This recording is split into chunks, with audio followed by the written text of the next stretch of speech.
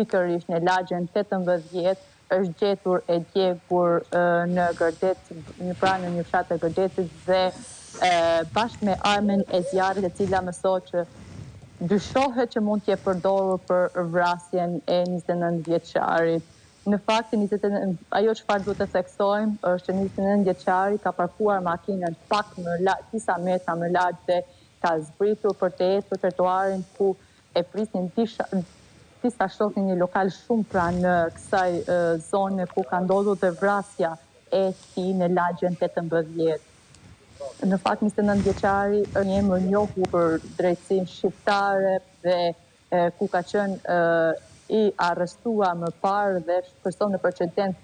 penal. Dy pistat kryesore janë ato të cilat policia ka hedhur për zbardhjen e plotë të ngjarjes ku dyshohet për përfshirë 29 vjeçarin në veprimtari kriminale dhe për lëndë të narkotike, pra trafikimin e lëndëve narkotike. Por duhet të theksoj pikërisht ku në 2017 29 vjeçari kanë ndihmuar një person për të larguar nga vendi i ngjarjes pasi është plagosur në shijak një 20 vjeçar dhe pra ka qenë bashkë përfshirës në plagosjen e këtij personi. Dhe pista e dytë e cila policia ka hedhur është për shkaqe hakmarrje.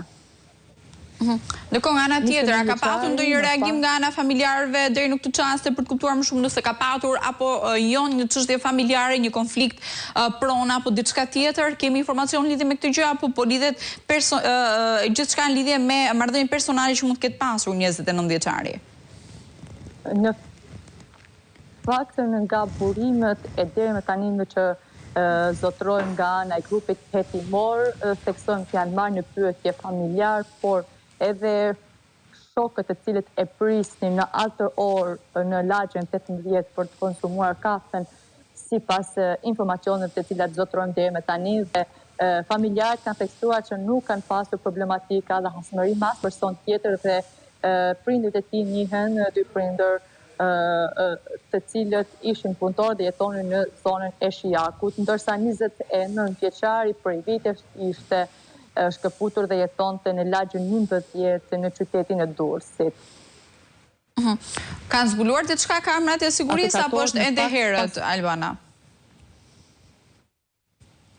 Në fakt nga grupi hetimor